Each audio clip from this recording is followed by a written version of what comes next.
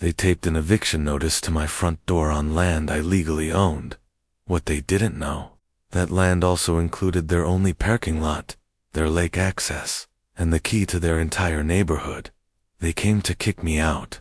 I came with the deed. Asterisk. It started with a letter I never saw coming. There was nothing special about that Tuesday morning. Coffee in hand, sun rising over the lake, my dog Moose snoring by the window. Peaceful, like every other day in my cabin at the edge of Cedar Pines, until I opened the front door and found a white envelope sitting neatly on my welcome mat. No return address, just my full name typed on the front like a summons. Inside was a single sheet of paper. You are hereby ordered to vacate the premises within 30 days. Failure to comply will result in legal action, fines, and forced removal. That was it. No hello, no explanation, just a threat dressed up as an official notice from the Cedar Pines Homeowners Association. I read it twice, then a third time, waiting for it to make sense. Eviction. I owned this land, bought it with cash 7 years ago, title clean and clear, from the county registrar. No loans, no conors, no liens. The cabin, the dock, the 2 acres of forest behind it, they were mine. I'd lived here in peace for nearly a decade, away from the noise, the traffic, and the shallow hell of my old corporate life. And now someone was telling me I didn't belong. I called the HOA number listed at the bottom of the page. After a few rings, a clipped voice answered. Cedar Pines Association. Sharon speaking. I gave her my name, told her I'd received a letter about an eviction, and asked what the hell was going on. There was a pause, just long enough to feel deliberate. You'll need to speak with Mr. Bradford, she said. He's handling your case personally. My case. Another pause. Yes, yours. Then the line went dead. That's when I knew this wasn't a mistake. Someone wanted me gone, and it wasn't just about rules. It was something else, something deeper. They just didn't realize who they were messing with. 7 years ago, I was a different man. I worked in real estate law in the city, pulling in 6 figures and losing my soul by the hour. The job paid well, but the stress was killing me. And after my father died and left me a modest inheritance, I knew I had to change something before I ended up buried next to him. I started searching for land, quiet land. I didn't care about shopping malls or golf courses. Wanted trees, water, sky. After months of driving up and down the state, I found it, a stretch of raw lakeside property no one seemed to want. The agent tried to talk me out of it. There's no electricity, you'll need a well, and the HOA might not be thrilled about someone living out that far. But I didn't care. I had money. I had a generator. And most importantly, I had a legal background that made me very good at navigating paperwork. What the agent didn't realize was that the lot I bought, the one no one thought was worth developing included something far more valuable, a section of land that cut directly between the HOA's private park and their only access road to the main highway. And for 7 years, they didn't seem to care. I kept to myself, showed up to meetings now and then, paid my small annual dues like everyone else. The HOA didn't control my property, they just had wrecked seasons. I ignored most of them. But lately, things had changed. A new HOA board had taken over last fall, led by a man named Eric Bradford. Slick, smug, and dressed like every dollar he'd ever made owed him something.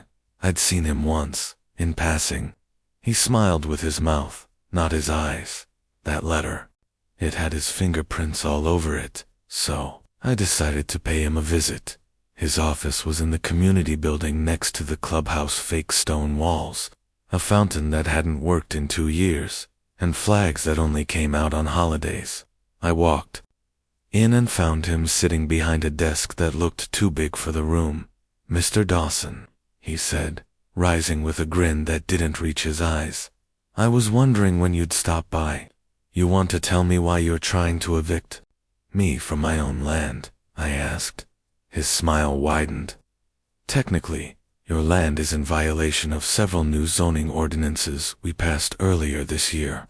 Residential access restrictions, environmental preservation, and fire risk mitigation, none of which apply to privately owned land outside HOA jurisdiction. I cut in. I've read your bylaws. You don't own me. He walked around the desk, hands folded. That's the thing, Mr. Dawson. The original land plat. It's being reviewed. There are some discrepancies. Discrepancies? I narrowed my eyes. Yes. And if the original access road crosses what might be communal easement, well, the board has a duty to ensure community interests are protected, including the possibility of reclaiming parcels if misbought. When it hit me, they didn't want me gone because of trees or fences. They wanted my land because it blocked their expansion. They'd been planning something, a new development, more amenities. Maybe they wanted to build a larger road or sell lakeside lots, and my land, my little slice of forest and shoreline, was in their way.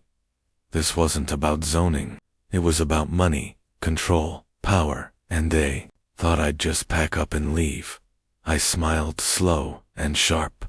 You picked the wrong man to push. I didn't sleep much that night. I kept pacing, thinking back to Eric Bradford's smug face and that cryptic comment about discrepancies. He was bluffing. He had to be. But even a bluff in the hands of someone like him could become dangerous if no one called it out. So I decided to do what I do best. I went digging. First stop was the county registrar's office, about an hour away. I walked in just after they opened and asked to see every document tied to my property. Deeds, surveys, plat, maps, everything. The clerk pulled out an old manila folder with my parcel number on it. Inside was the deed of sale from 7 years ago, signed and notarized. It was clean. No shared ownership, no easements, no HOA rights to the land. But there was more. There was a land survey attached to the deed, hand-drawn and stamped by a licensed surveyor from 1996, well before the HOA even existed.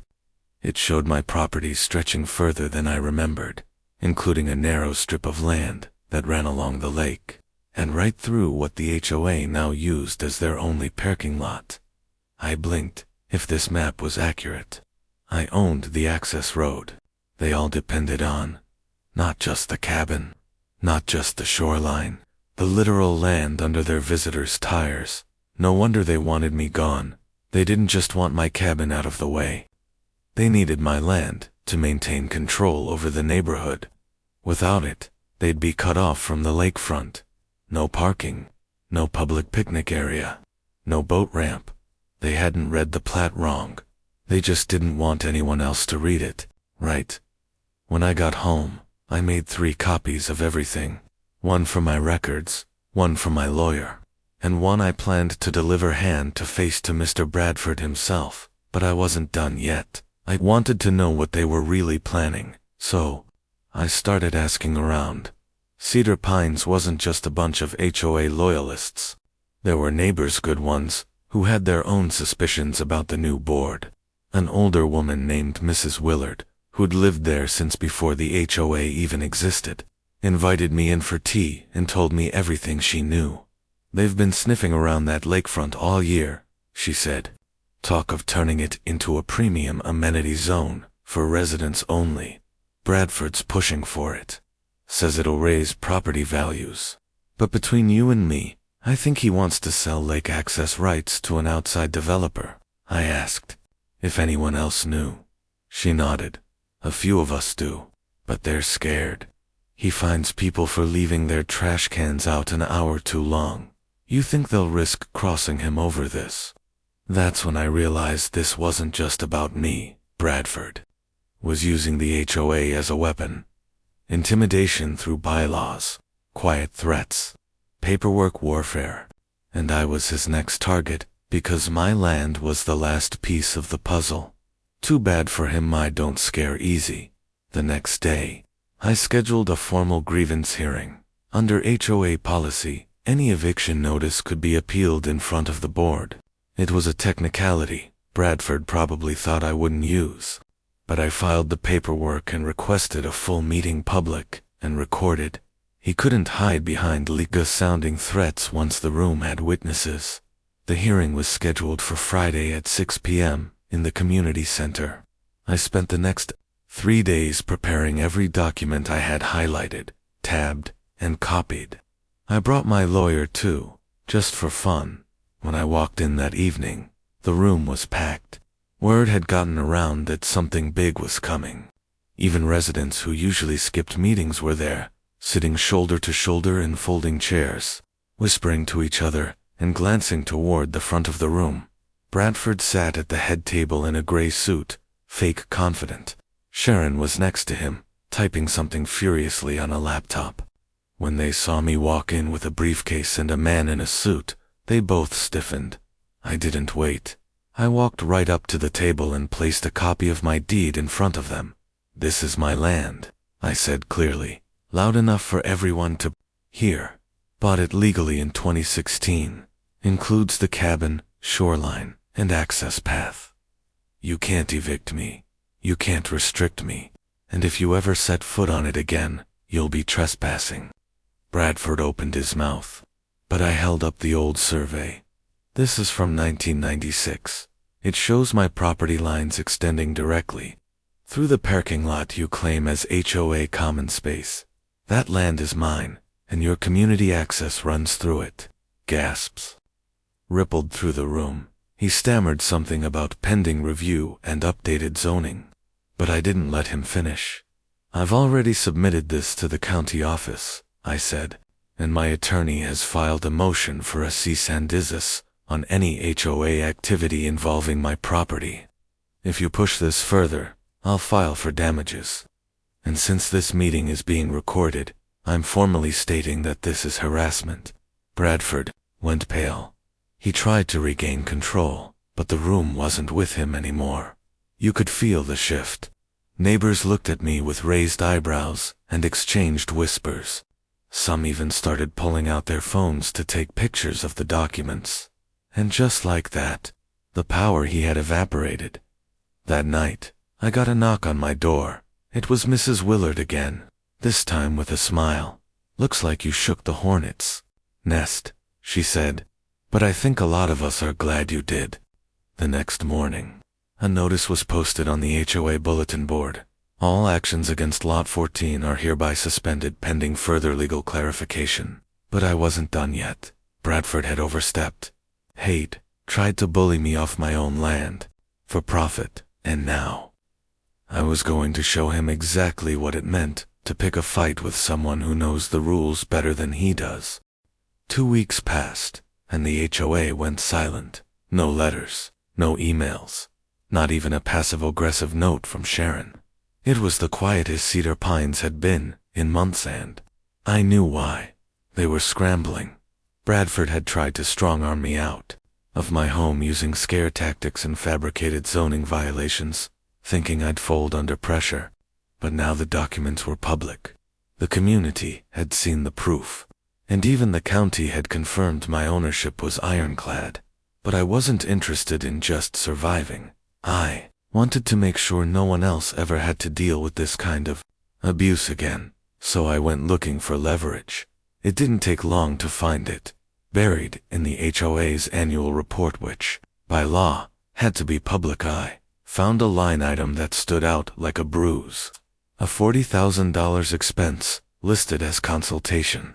Amenity expansion study. Curious, I dug deeper.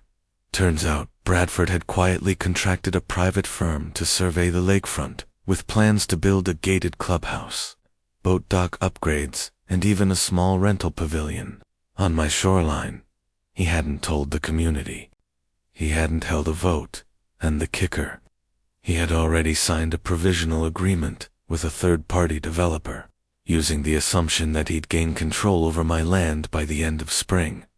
He was betting the whole HOA's future on stealing my property.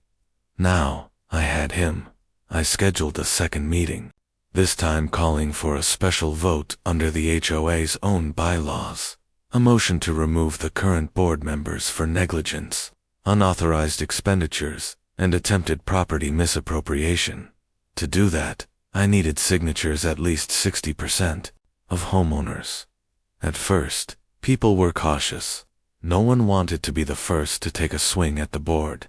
But the moment I started showing neighbors the developer documents, the deed, and the recorded minutes from the hearing, things changed fast. Some were furious. They hadn't been told about the development plans. Others were scared of how close they'd come to losing access to the lake entirely. One man, a retired firefighter, summed it up perfectly. This guy tried to evict a homeowner so he could sell our view. He's got to go. By the end of the week, I had 82% of the community on board. The vote passed. That Friday, the community center was packed against standing room only. Bradford tried to walk in like nothing was wrong, but the looks people gave him told a different story. Even Sharon looked like she regretted answering his calls. When the motion was read aloud, he finally stood and tried to talk his way out of it. "This is all a misunderstanding," he said. "The association's future requires forward thinking. Leadership, and I." "You mean leadership that involves secret deals and lying about land ownership?" Someone shouted. "Leadership that uses our dues to pay off your friends," another added. It was over in a unanimous vote. Eric Bradford was removed as president of the HOA. Sharon resigned the same day. But that wasn't enough for me. I knew that so long as the HOA controlled the parking lot and the lakefront path, someone else could come along and try this again. So I made a decision. I offered the HOA a long-term easement agreement in exchange for permanent legal recognition that the land belonged solely to me. I would grant the community continued access to the lake and parking area for free as long as they never tried to regulate or claim ownership over it. Again, it was fair, transparent, and binding. They signed it the same day. Word of what happened at Cedar Pines spread. Other neighborhoods reached out, asking how to protect their land. A small-town news station even interviewed me, calling it the most satisfying property rights victory they'd seen in years. I didn't do it for the headlines. I did it because people like Bradford count on silence. They count on fear, on people folding when the pressure gets too high. But sometimes, all it takes is one person to stand up, read the fine print, and say, "No, you don't own me. I own this." The cabin's quieter now. No letters, no threats. Just the wind through the trees and the sun sparkling off the lake. I sit on my dock most evenings, feet dangling in the water, watching the community I helped protect enjoy the space. We all almost lost. They tried to evict me, but they didn't know who really owned the land. Now they do.